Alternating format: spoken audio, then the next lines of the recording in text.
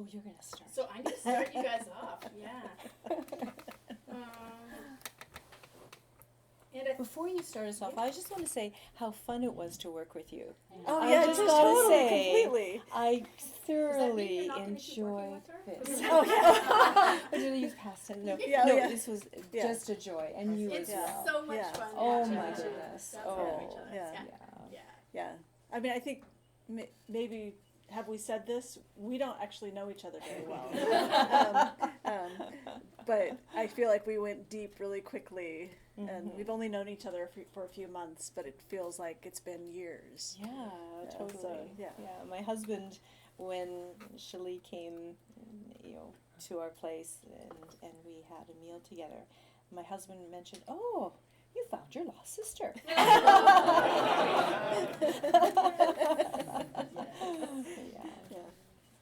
Well, that gives me the permission of those one question. I was like, do I take time for this question or not? Absolutely, I do now. The name of a previous Linlathen speaker, Lauren Wilkinson, has come up many times in conversation this weekend. Not only referred to by both of you, but also by a number of the attendees at different points in times. And I know that Lauren has championed you both and your work.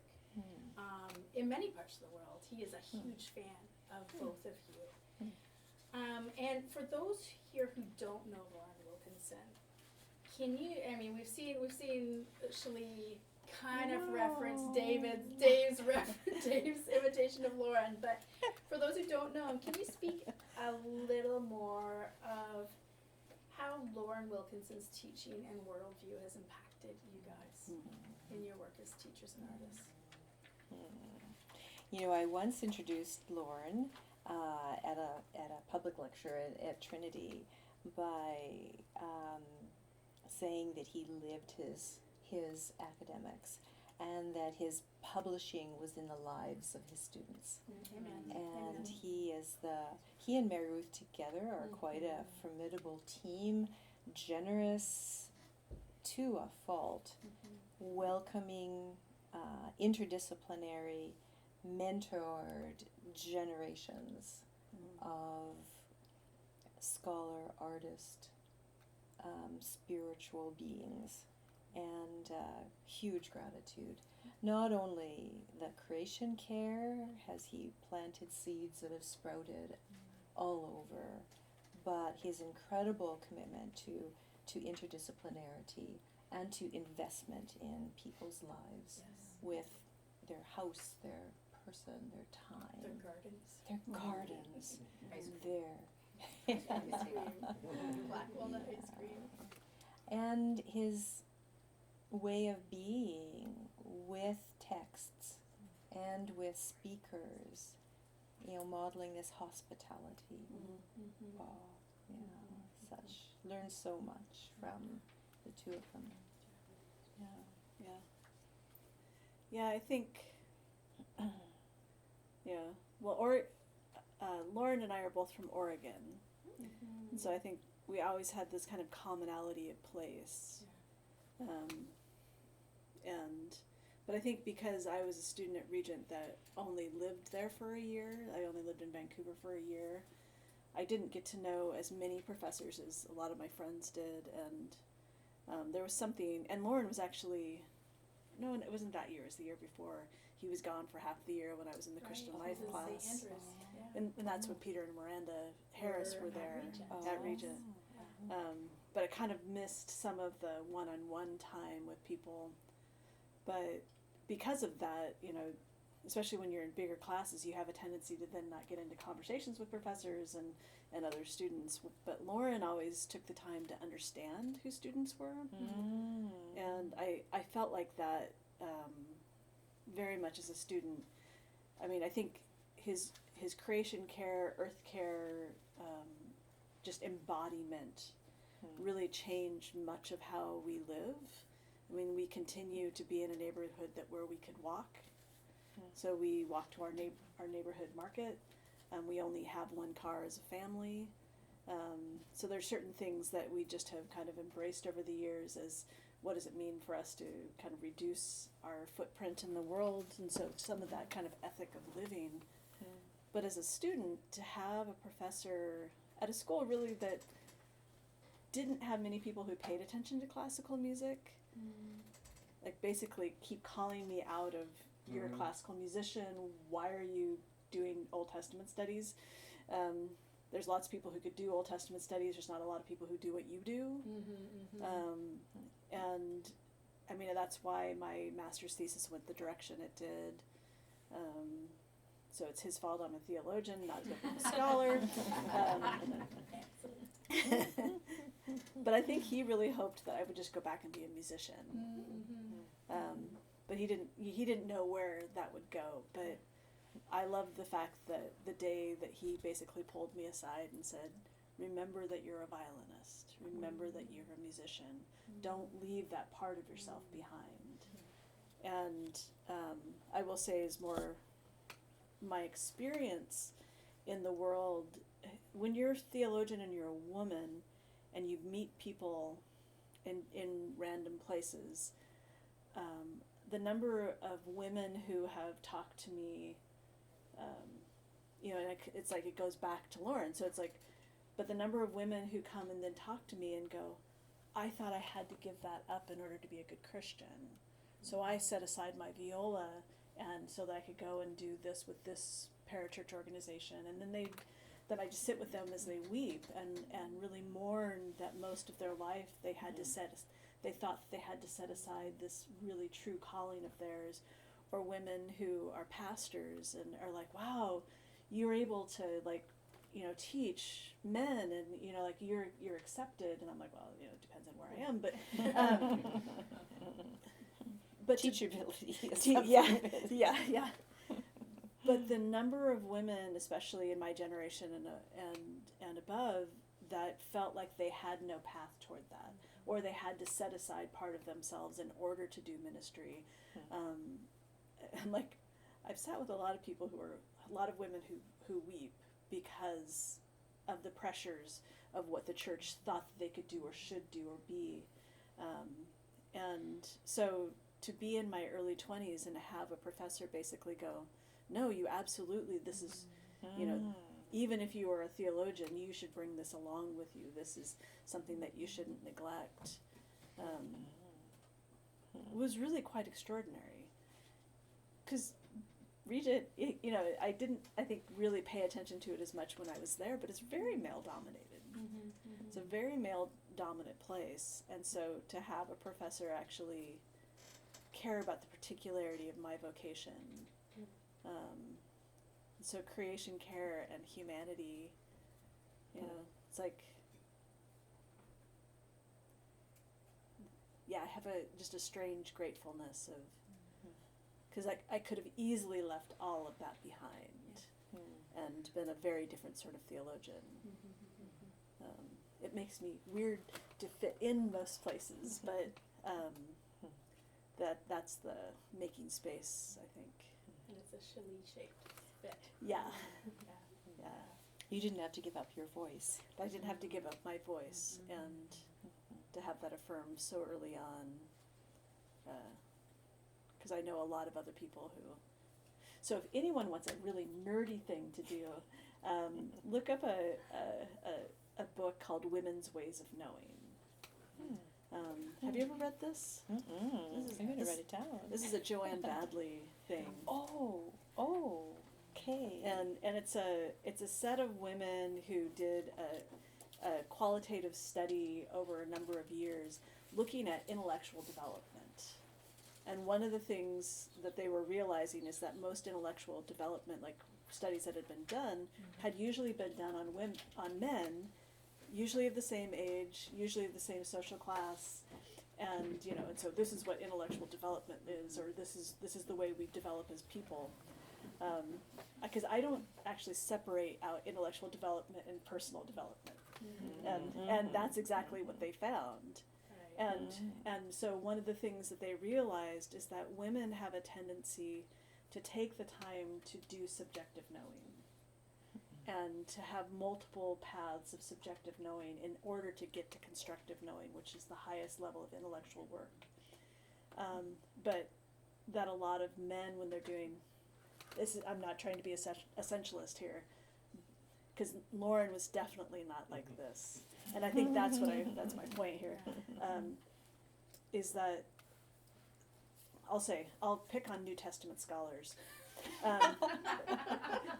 because when you go to conferences and you see them all up front and they're talking about something and you're like, wow, this is the book, this is the book that God, where we can really read it and understand who God is, and then you go to conferences and you go, I'm not sure this has anything to do with who God is, and they're all arguing over these crazy small details, and I'm like, wow, you just skipped over the subjective knowing, this kind of understanding of who you are, what you bring to this, because it's in some ways forbidden.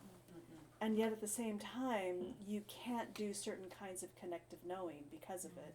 And you can't actually get to constructive knowing, which is part of their, that's kind of their argument. And so it's like, so what is it about women's ways of knowing that can help us understand differently about how we are formed as human beings?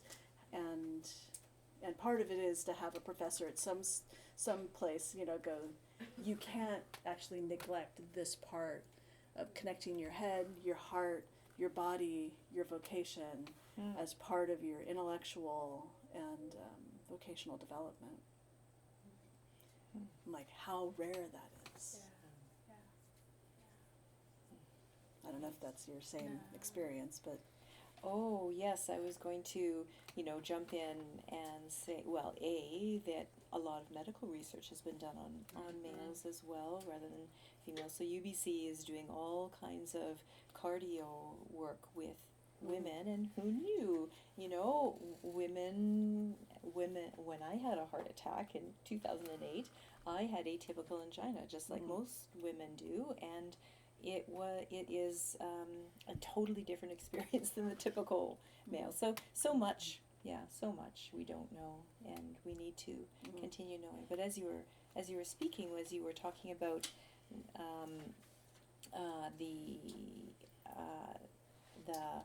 you use subjective and object and constructive, and just flowing that through McGilchrist. And going, oh yeah, that makes sense. Yeah, okay, this is what's, neurologically, this is, and or even thinking of it in terms of Kant, it's to extend that period of unknowing as long as possible, and how so much of life we come to a conclusion too quickly. And, all of us have a tendency to do that we are satisfied with stereotype. And we need to extend that period of unknowing as long as possible before we come to categorization as Kant understood it, or to, to the term that you use, which is the highest level of concrete, was it, or constructive? Constructive. Okay. Oh, interesting. Nice. In some ways, like being able to put together things to actually synthesize.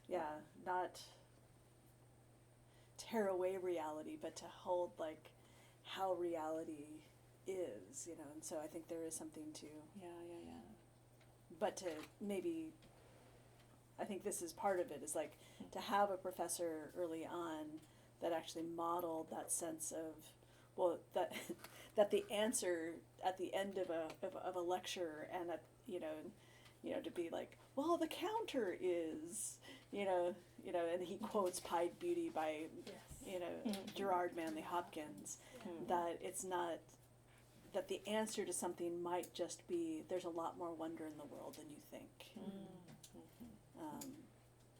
That the beauty of a single bird, I mean, you had this morning, of like, I saw a cardinal this morning out here.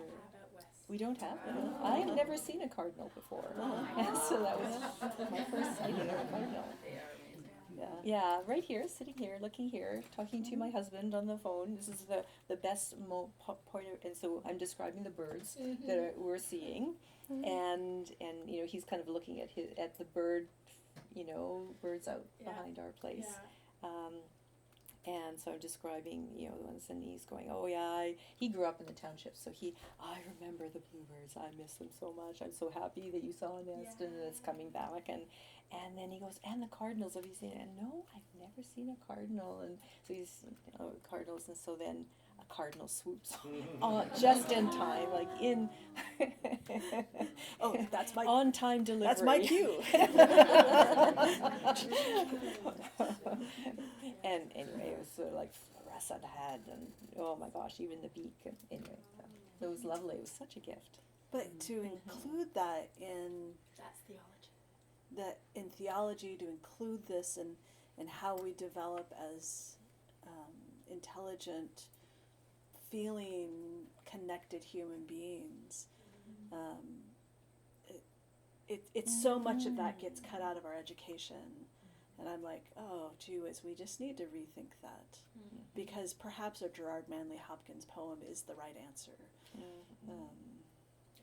Or the tune of something, or, And that was the answer to Job, too. Yeah. Yeah. Well, if any of you would like to delve deeper into seeing another glimpse of Lauren, who is one of McKilgrath's biggest champions. Yeah. The documentary on some of his work is free on Vimeo now. Making Peace with Creation. You'll see Erica in there, so somebody you know is in there, as well as Lauren, as well as McKilgrist. And Lauren's magnum opus is being published this autumn. Circles in the Cross. So he is, and because he is someone who has written his books through his students, you're right. And I think it's fair to call him one of the grandfathers of the Christian ecological movement. Absolutely. As well. And do you have a date for the late launch? Autumn, early winter. Okay. We're gonna have a book launch here. Okay. And there for sure will be one at West as well, which is really exciting. And I like, Erica, that you reminded us that really nothing of Lauren's is only Lauren. It is Lauren and Mary Ruth. They really work as a team, and this book included. And they bless people together. They bless students together, and they model life together. And I think I have such great questions for you guys. Sorry, we went a little long. No, because that was so good. And actually, some of the answers that maybe would have come out of the others came out in here. So I'll let you two Wilkinson fans carry on and continue to quiz. No, you have to ask at least one more question. Okay, one more. Oh, then I have to I'm curious what the choose. I have to questions. choose. Okay, I'll leave you two with this. What book would you like Chelle to write? What concept or image would you like to see Erica explore in her art that you haven't seen yet? Oh. We might have to go for a walk. Yeah. So I want you to write a book on silence. Oh, yeah. And its relationship to music and its relationship to trauma. Yeah, I think trauma work is some of the biggest necessary work. The great work. I'm going to be rude and say I can barely hear you. Okay, the great work of our age includes trauma work. Yeah. And is inseparable from trauma work. But that also includes silence, and that the lovely work on silence that you shared with us has been resonating in my head since yesterday. Ironically, yeah. yes, the silence, yeah. But the space, right? And that there's something in the spaciousness of silence that somehow intuitively fits with the trauma work, but fits also with the great work of our age. And and given that the great work of our age is a systems issue, and you're a systematic theologian, and it all fits. It all fits together. I'll have to think about that. Yeah, it is funny because how often I have returned to silence as a category, But I was struck when I heard James McMillan a few years ago talking about silence as this important category for himself as a composer and as a vital. But I'm like, is it because I'm like, he wouldn't call himself like a trauma composer or something like that, but he does pick up these stories and try to figure out like, well, how do you sound this out? And he has a lot of ways that he incorporates that into his music. Then you go, oh, composers have always done this. And I think that silence can sometimes be misconstrued and used negatively, especially towards women, you know, having a history of being silenced within all kinds of places, you know, whether in the home or in the congregation or in the institutional church, whatever, or within the, you know, public spaces, and the growing of collective commons that are healthy. And that makes space for all voices. That this notion of silencing, for women especially, can be a very problematic concept. And I'll always remember Jens Zimmerman commenting on a young woman's thesis who desperately wanted to write on silence, and he goes, "Oh, you're kidding, you know, that's gonna, you know, be a bad move for you." But, you know, with all misunderstandings, how could that notion be rehabilitated? Yeah. Because it is so important, both in why it happens, if you want to talk about it literally,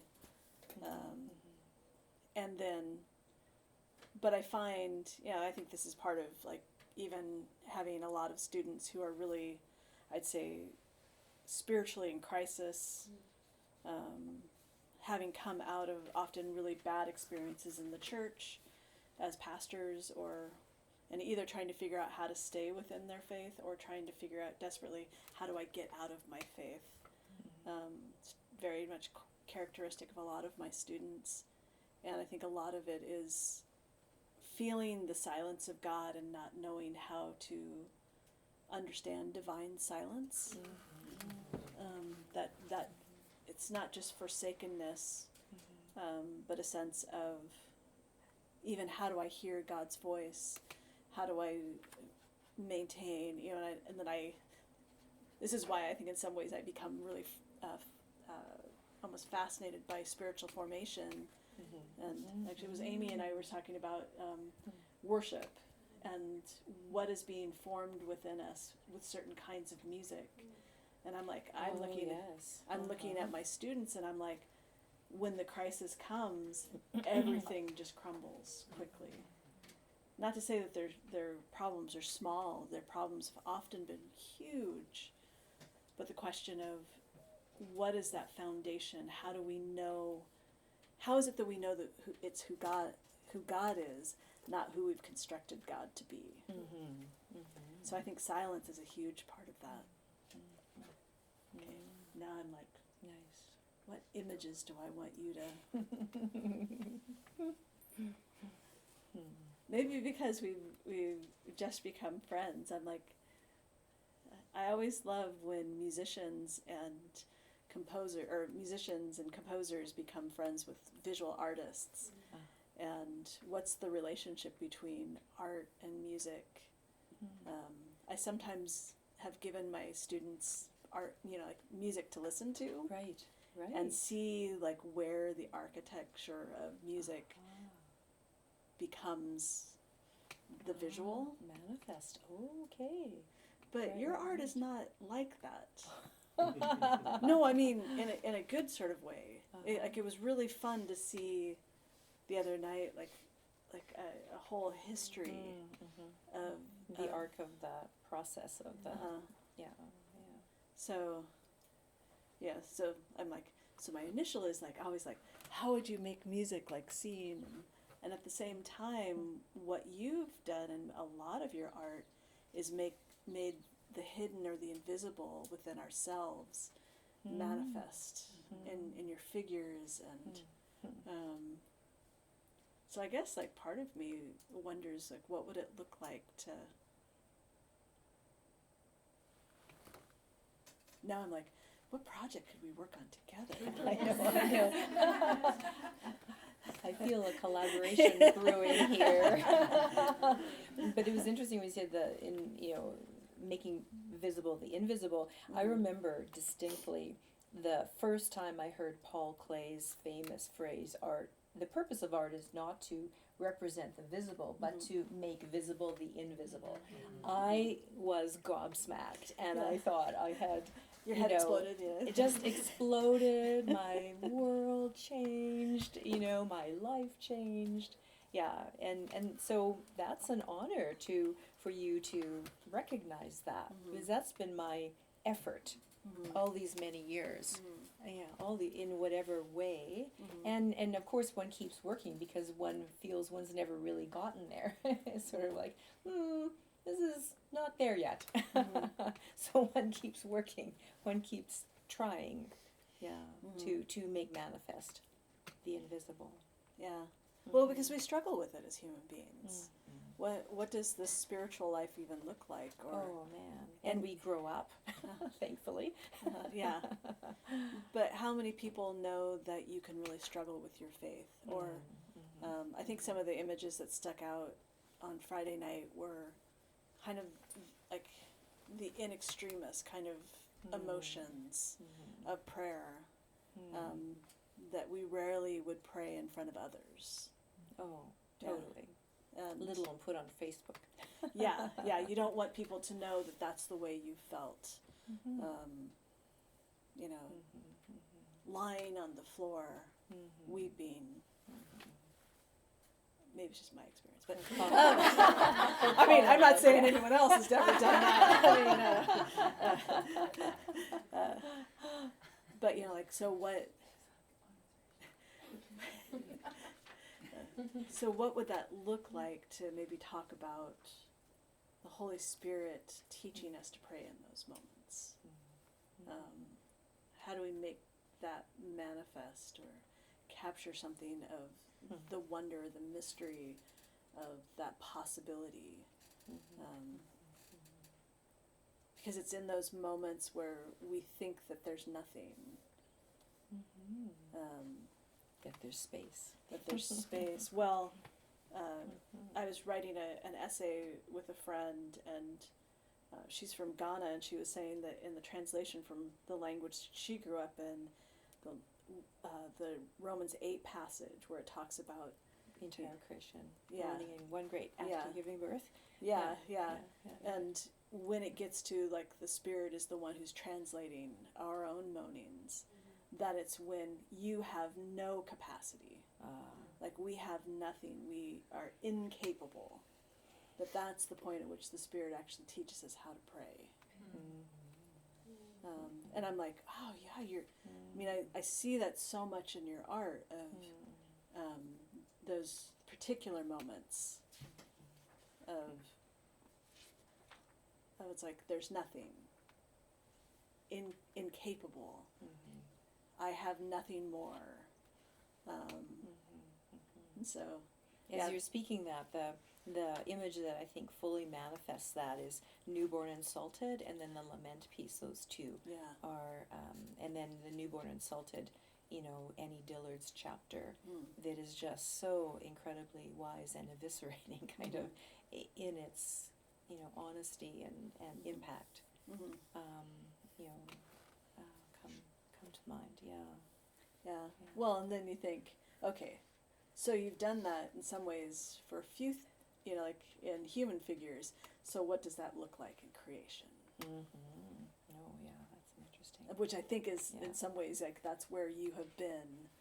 Of like, so where does the longing of creation to be redeemed? Where is that joining in that process? Right now in contemporary art making practices, speculative futures are everywhere, and there's this it's an effort to imagine what could be, or to imagine, to shift the paradigm slightly so that in our actions we can manifest something better than what we have had. Like how can we manifest in a way that does facilitate life but doesn't destroy the planet? How, there is a way of doing that. How are we going to do it though? What does that look like? How can we look at the whole rather than focus on part?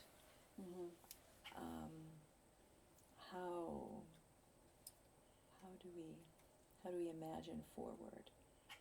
And how would we speculate? So that would be a bigger collaboration. Yeah. Just imagine the team. Yeah. Because we would need a bunch of people. Well, because part of it, like everyone in this room. Yeah. So next year, for a week, we're going to come. We're going to imagine a new world. Yeah. But that is part of it. And figure out all the details. Yeah, all the details. How do we grow our food? How do we, make it sustainable for a growing world? And Interesting. Yeah, I think that's probably... Is that a big enough project? Yeah, is that a big enough project? Yeah, just reimagine the entire world. It's like... You didn't look like a cult already. Yeah. I know, we know what happens to all utopias. Yeah. Totally. I think always flawed, humanity is a real thing. Yeah. Well, should we share the poem? yes. Yes. These are all the hidden things behind us of where we kept finding all these commonalities as we were working together and going, oh, that's important to you too? How did you come to that? Do you want to read it? You read it. Okay. Yeah. So we realized that this particular poem, I think, which kind of connects to this theme, of the unfinishedness of this conversation, or the unfinishedness of this work all the time. And I think for me, I always think, well, how do you maintain, how do you continue in the work when you know that you're really not going to solve the problem? That it's going to be just kind of like, this is just a new reality for us to kind of think through, what does creation care look like? How do we think through reconciliation and truth? It's kind of where we started on Thursday night. One thing that we haven't talked about, actually, you and I haven't really talked about the Pope's encyclical on Laudato Si. Yeah. Yeah. Which has been really important for me. Totally, me too. Yeah. The day I was in Halifax. The day it was released, and it's beautiful. Yeah. Important. The thing that if all of you haven't read the Pope's encyclical on creation care, And it is downstairs if anybody wants to take a look at it. Oh, good. yeah, but I highly encourage it, because I think I found my students, they ask to read it every year, and it has become a part of my teaching in a really significant way. But the thing that I really love about it. Can you catch in that? I'm just realizing a lot of people might not even know what an encyclical is. Oh. It's a letter. But so the Pope's encyclical is, can Yeah. you just explain that to people as you explain? Yeah, that. an encyclical, but from the Pope, is like kind of this official letter that he sends out to kind of, it's his statement, but it's also, I always think of it as like pastoral care for the world. A little bit like Paul's letters to the Yeah. churches. Yeah. The world, addressed to the world. Yeah. Yes. Yeah. Yeah. To the village. Yeah. The global village. Yeah, the global village, And very so definitely. Laudato Si was Pope Francis's encyclical. Yeah. So sorry, I had to interrupt because I realized maybe not everybody was tracking. Yeah, and what you guys and said. he is Pope Francis, so his namesake is Saint Francis of Assisi. He starts with the prayer of Saint Francis in the encyclical, and he starts with the prayer for the earth that we said, or we prayed the other day when my session started, and so there's this kind of deep care for all living creatures and for all of the world, and for him, he sees that our care or our lack of care for the earth is very deeply, bless you, deeply connected to our lack of care for clean water for people to drink, for the poorest of those in the world that are deeply connected to, they cannot escape, poverty because of their connection to pollution and the destruction of the land. And of course, a lot of that is manifest through water and the inability to have clean water to clean your clothes, to be able to drink,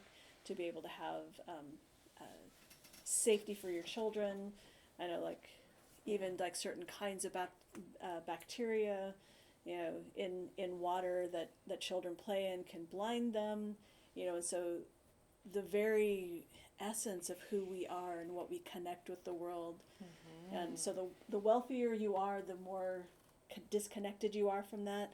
The poorer you are, the more deeply connected you are to that. And so for him, it's caring for the poorest of the world means caring for the world. Caring for the created world means you're caring for the least of these. And brilliantly prefigured the COVID experience, honestly, in that regard. Yeah. We all started out saying we're all in the same boat, and then it was quickly evident that some of us were managing the pandemic with more ease than others, and it's the same. But it's a brilliant, beautiful, important call to do things differently, to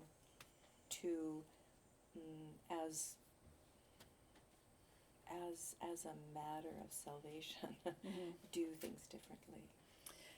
I don't think it means you have to be like Pope or like Francis of Assisi. Didn't he also go out and preach naked to creation?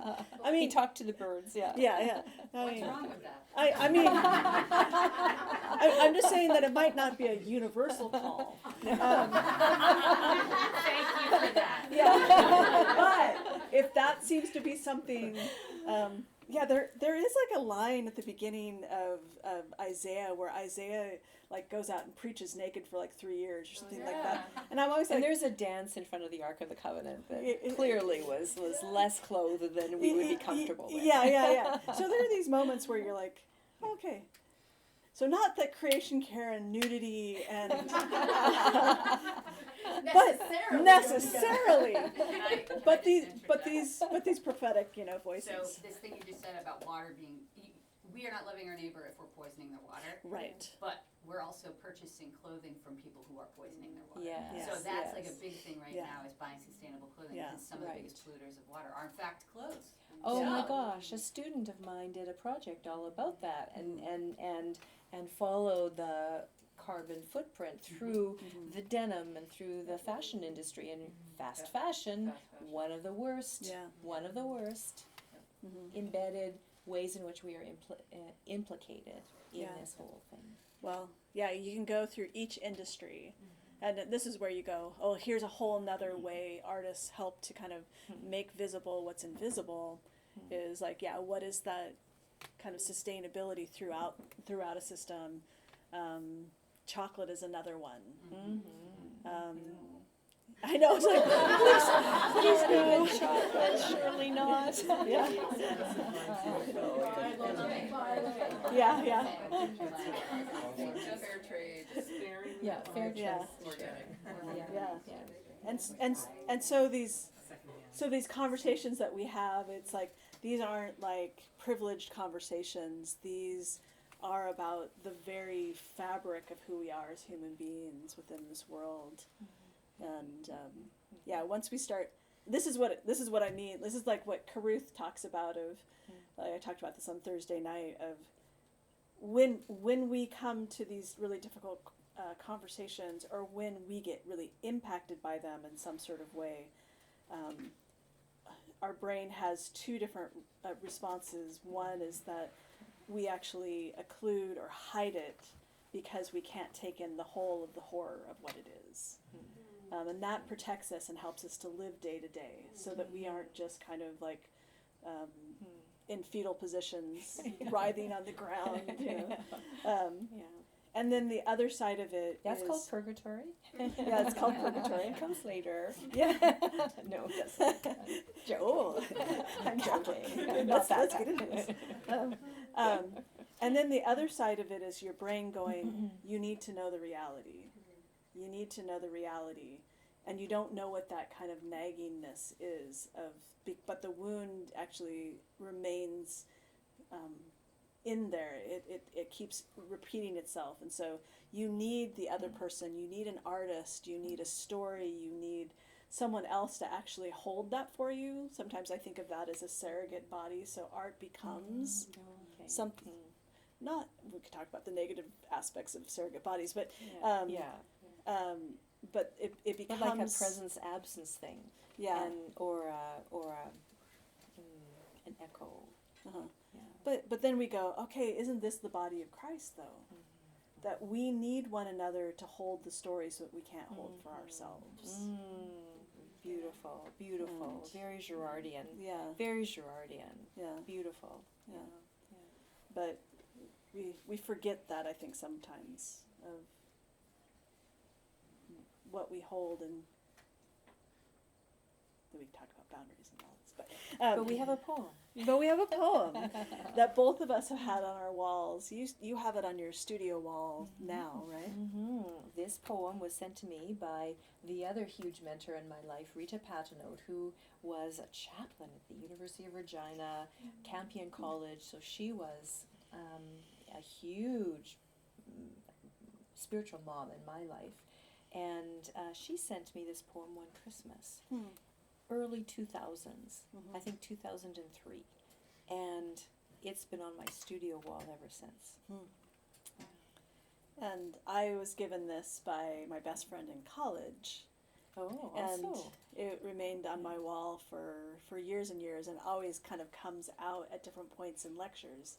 I recite this poem at least once a year to my classes. Oh, nice. I don't think they ever really get it, but I'm like, don't you see the beauty? So this is Beginners by Denise Levertov. And if you don't know who Denise Levertov is, it's another one of the artists that you should look up. She spent the last part of her life in Seattle, so Seattleites kind of claim her as one of our own. And so this is a poem, Beginners, dedicated to the memory of Karen Silkwood and Elliot Gralla. And she has a quote at the very beginning. From too much love of living, hope and desire set free, even the weariest river winds somewhere to the sea. Which I don't know where the quote is from. Have you ever? To the poem. But we have only begun to love the earth. We have only begun to imagine the fullness of life.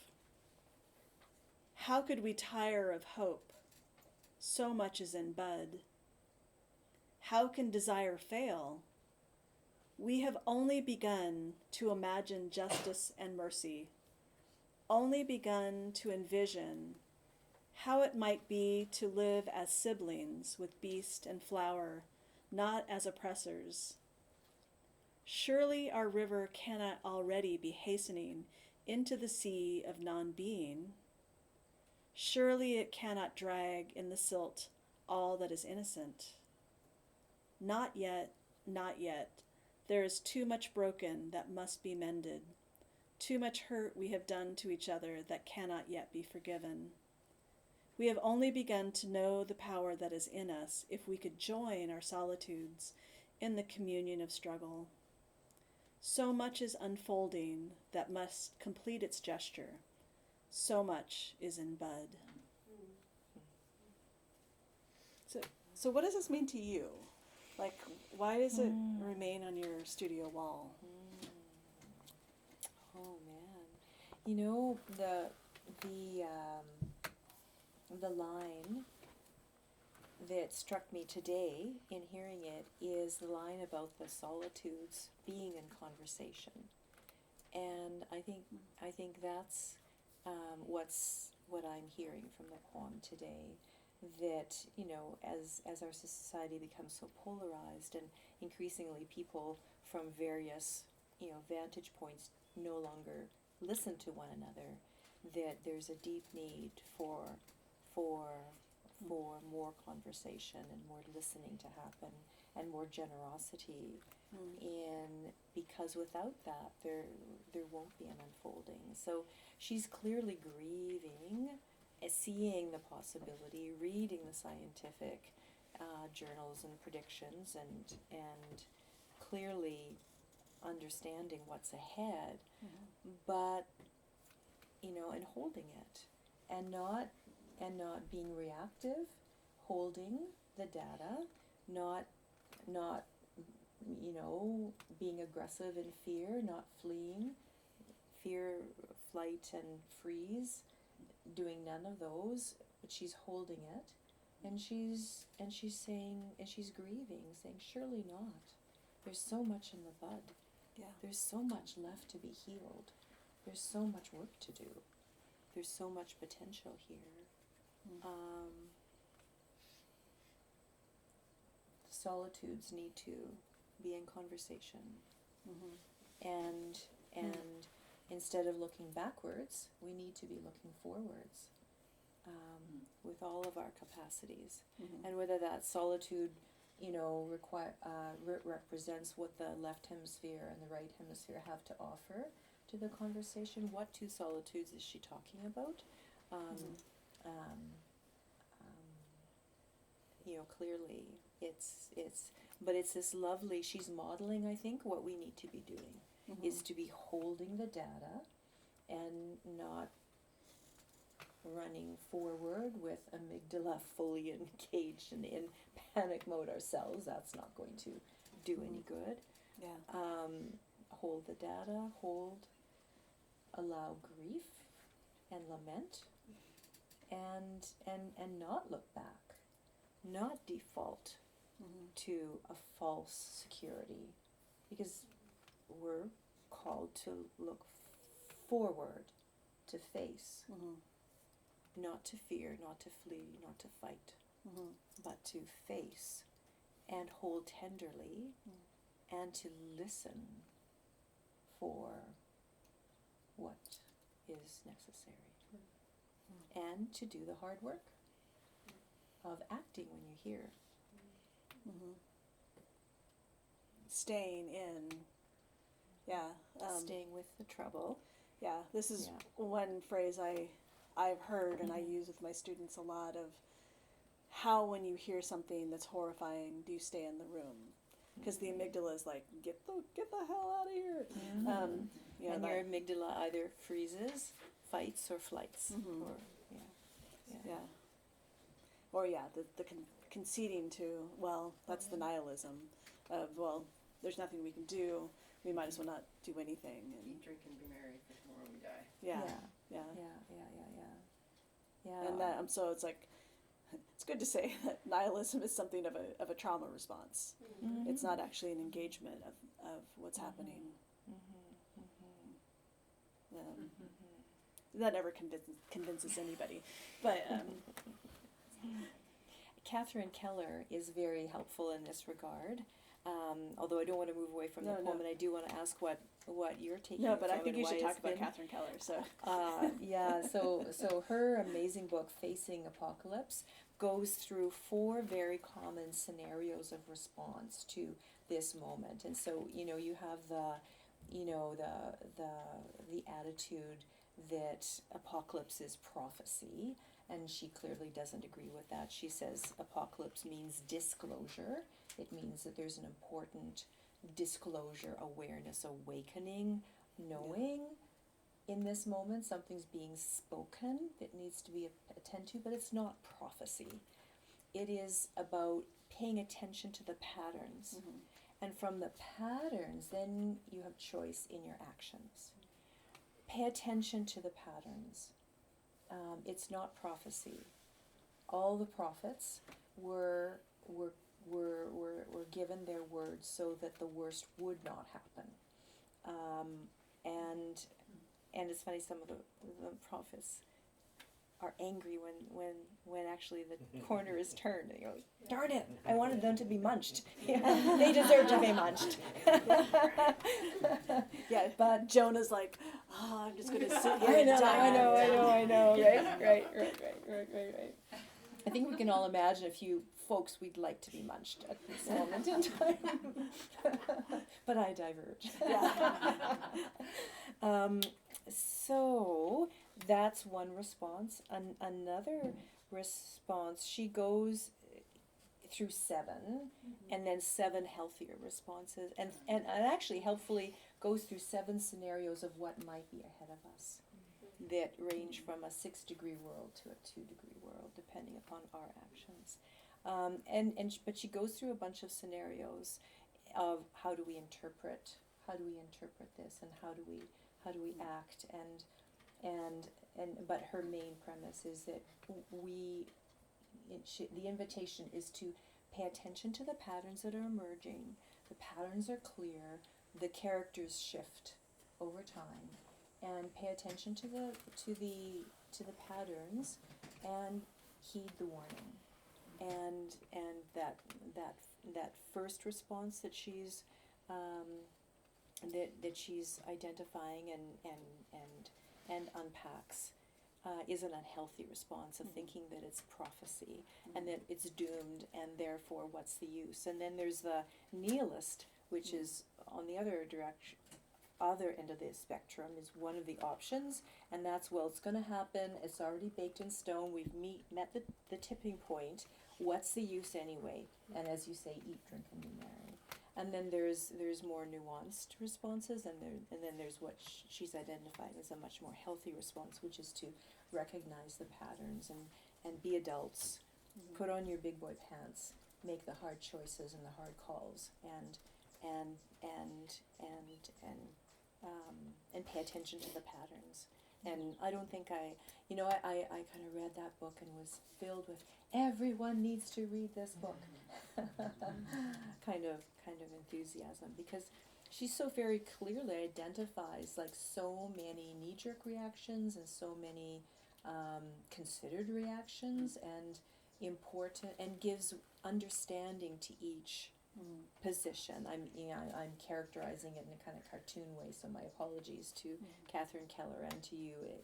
I don't mean to make light of any of this, but a very helpful way of, oh yeah, okay, so this is this objection and this is that objection, and she makes very clear, lucid distinctions between positions, and then she goes on with the scientific data to talk about 7 potential outcomes ahead of us, depending upon our actions. And,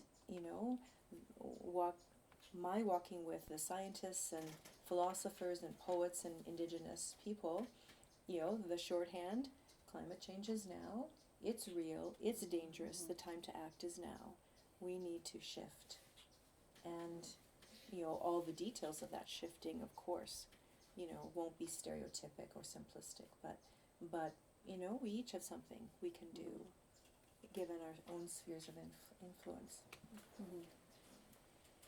So the call to act, and the responsibility to act, I think. Yeah, I think a little bit back to this idea of formation, the kind of how do you get there?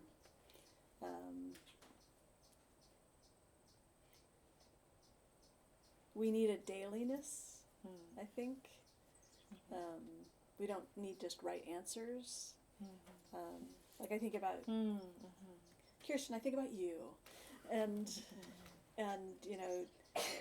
even just walking down a path of knowing the particularity of not just what is beautiful, but what belongs, the kinds of things, the kinds of plants that maybe are like, oh wow, they did really well here. They did so well that they killed everything within its, and Be the change. Yeah, and that's a sign of our world is shifting or changing, that there's something unhealthy here. So the dailiness or the particularity of that, and how much in some ways you've been able to talk to people who are very practical, very pragmatic, and you can talk about the difference between, you know, that bush versus that tree, and this tree will thrive if we get rid of that bush. And even just that one change, or noticing what is doing well.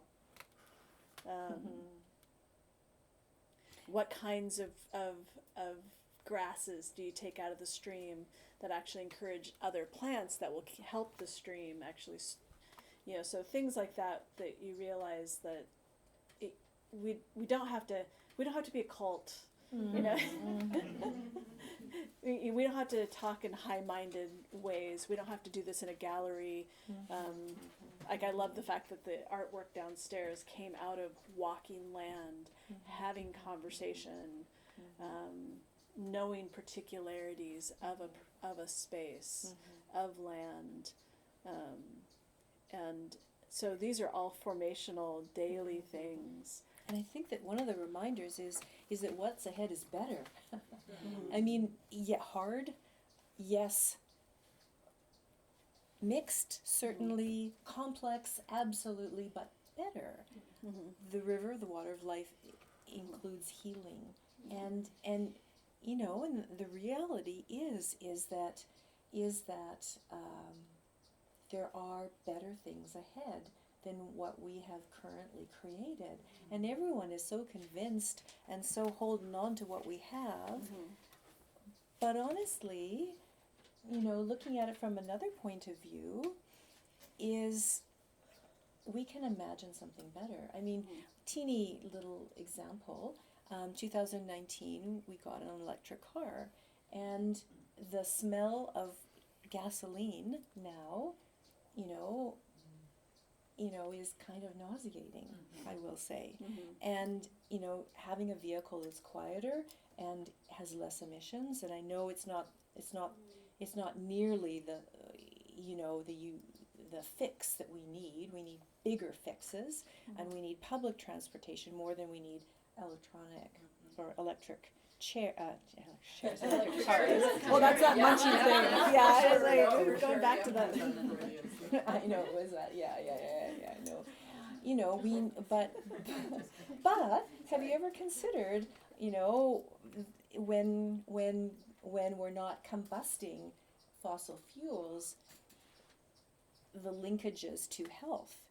I just remember when they took lead out of gasoline fuel, the shift in mental health, the shift in incarceration rates, the shift in all kinds of things.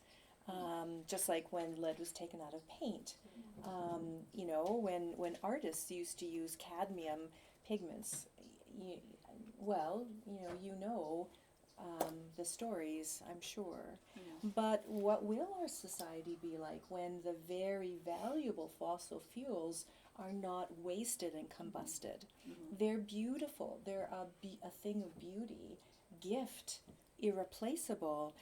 They need to be used properly. Can you imagine healthcare without fossil fueled, like plastics and whatnot?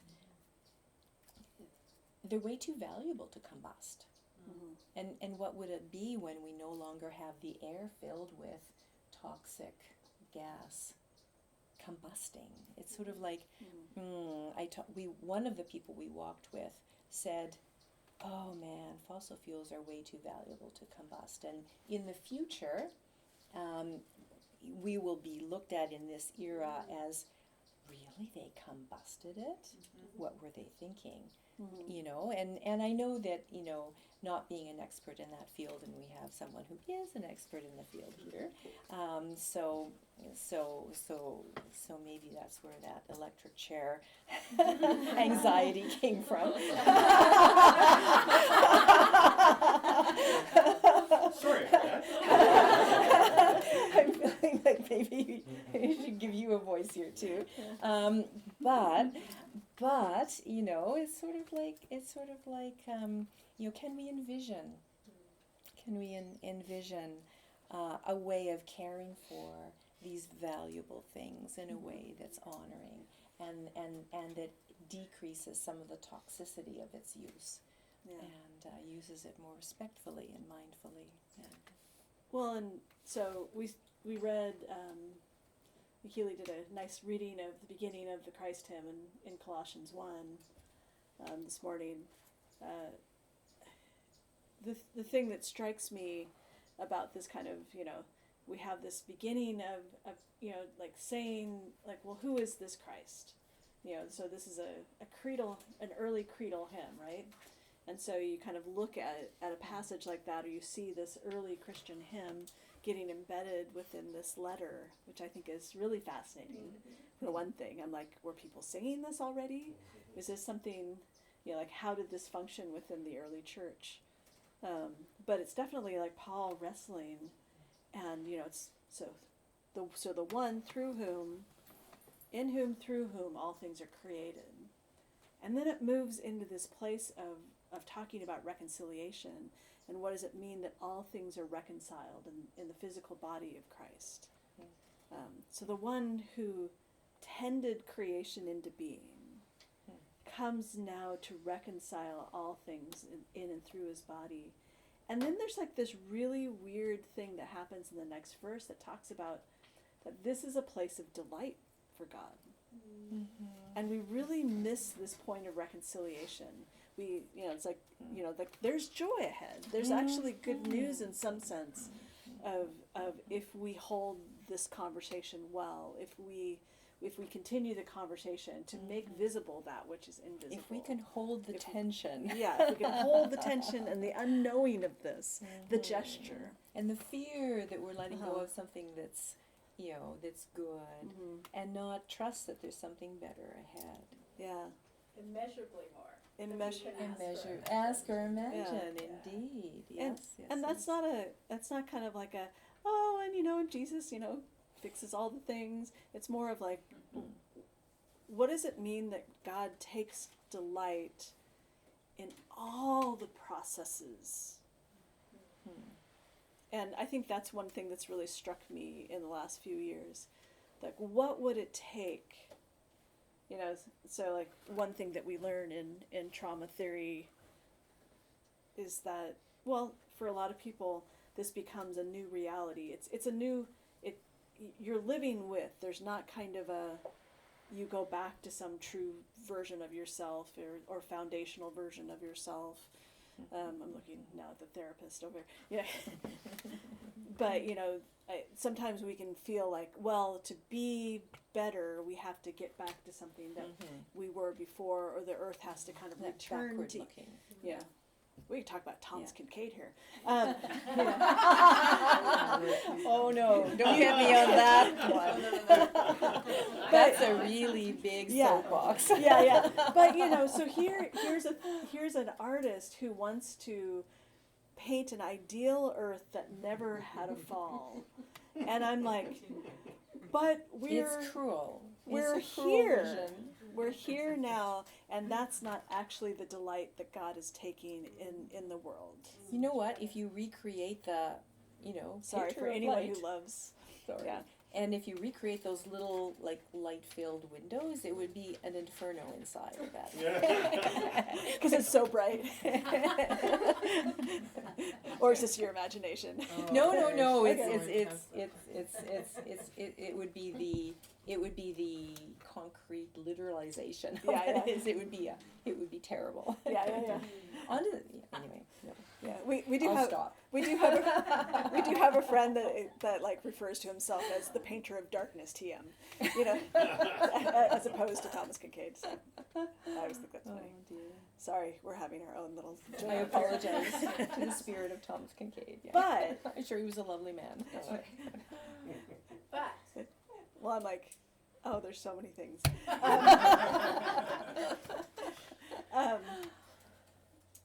But how do we stay in the conversation, or how do we talk to other people?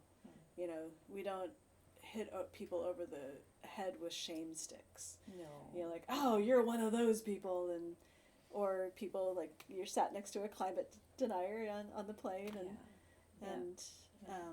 but I'm like, for me as a theologian, I keep going, we need this integrated like good crunchy bits in ice cream that you stir in. We need to see that this is like a place of goodness and delight and joy, rather than just, you know, horror. Yeah, and love and care. Yeah, and you know, the individual that I was sitting beside on the plane out here was grieving, Mm-hmm. and and scared, Mm-hmm. and therefore, when his jaw started shaking, you know, I kind of backed away from the conversation, but I felt compassion for his real, his real lived experience, and his inability to see anything else. Yeah. Were you on the plane next to my father? Same. Yeah. And that's a theological, I mean, we have so many questions for you guys, I didn't Yeah. know, but that's one of them. Yeah, should we? Oh, no, it's Well, not. that's a later stuff. Yeah. Yeah. Keep Okay, why don't you tell us why that poem is on your wall? Okay. And then we'll break for popsicles and get back to, Excellent. we'll throw you to the sharks. Excellent. Okay. Yeah, when I was younger, I think I loved the imagery. Just of thinking through, I mean, I came very much out of a almost extreme dispensationalist background of where theology was dispensationalism. Which is? Well, I was just about to Okay, say. good, sorry. um, Sorry. So, and it's not just dispensationalism. It's like this fascination with everything that Erica was just talking about with Catherine Keller, from like eschatology is like the whole world will burn. So this obsession with prophecy, like taking, you know, we'd have whole weeks where we would, you know, unpack the book of Revelation, and it only means these things, and the world will definitely go away, and there is doom and gloom. I mean, I spent a lot of my teenage years really wrestling with nightmares, because we watched, this is like, how many of you have heard like Thief in the Night, all those movies? It might be a different generation, thank goodness. We would go on missions trips and show these to orphans in Mexico, and I look back now and I'm like, what did they think? you know, I'm like, And like, we wonder why we believe in aliens. yeah. And so I'm like, so the way I understood reconciliation or redemption was so deeply tied to the destruction of the created world that I didn't know what creation care was. I didn't really understand that, or I can understand why people are creation deniers because it's so intertwined in their theology. And so I think this was one of those poems that was like, now we see the possibility of how God is at work in the world. What is the possibility that there is something more that is actually burgeoning? And then later on, when I was starting to teach eschatology, you know, the study of last things, you know, I'm like, yeah, it's about the uncovering. It's about revealing of truth. It's about kind of the possibilities of what is the goodness of God in the land of the living. And Disclosure instead of yeah, it's not just the doom and gloom, or we get obsessed with the doom and gloom. And so that I feel like, because my mom still says, Mom, if you're watching this, I love you. But she still says, you know, like, oh, you hate eschatology. And I'm like, no, I don't. Actually, I think eschatology is such an important thing to study because it's talking about the possibilities of what is life with God today. It's not about this kind of knowing the secrets of the future. It's about knowing the secrets of now. So that's the gesture. How do we hope in a world that there are so many things that you know, if you start to, sometimes I just don't read the newspaper, or I just glance at it because it just like throws me in this doom spiral. we talk about doom scrolling. I know people know what doom scrolling is. But this theology that I came out of kind of predisposes me to it in a sense. Like that's more the reality of the world. And then I read passages like Colossians 1 and I go, God's delight in every system, in every way that we have a gesture of redemption or a gesture of reconciliation. And hope in and of itself is not something that we ever possess. And I think this is I always think of Martha Graham's choreography. She's the one that really changed choreography in the 20th century because she like has these big skirts, for ballet and things like that, and for modern dance as well. So she has these big skirts and these really amazing costumes that show like the entirety of a gesture. And you can, so she has like, I'm not going to do it because I'm not a dancer, but her skirt will be out to here, and so she'll start here, and you'll just see the entirety of where her leg has been, and I'm like, hope is a bit like that, of where we learn, today I can do this. That's all I've got. And so that's the unfolding of the gesture of it may take me my entire life to understand what hope is. It may take me my entire life to understand what God is doing in the world. But if that's the underlying story or the underlying kind of foundation of faith, rather than everything will burn, everything will go away.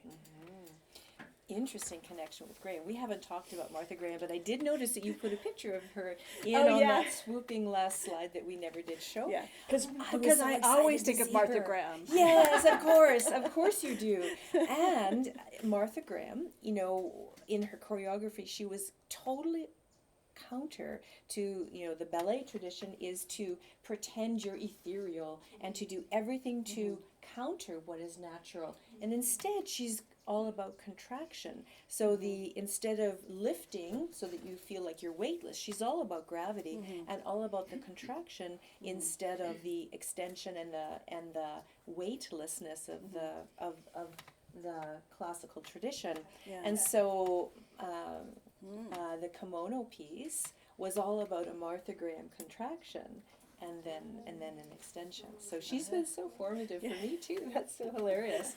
Yeah, but isn't that also wise that it's not about countering what's going on in the earth?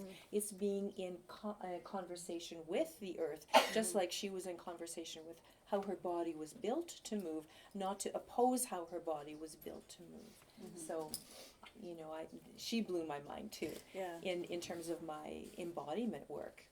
Oh yeah. Yeah. And her lament piece. Yeah. Oh my gosh, she sorry, we are nerding out Yeah. on you guys. I my apologies, but she had this costume that was like, imagine a big sock, a stretchy sock, that when you went like this, and like deep it purple. it just extended the gesture, and oh man, it was just magical. Like her lament images like changed my life. Yeah. Oh man. Yeah. That's another YouTube like black hole you can go down is like different. The opposite of doom scrolling. Yeah. It's like beauty scrolling. Yeah. Well, purple socks to popsicles. Yes. The team has for us some mango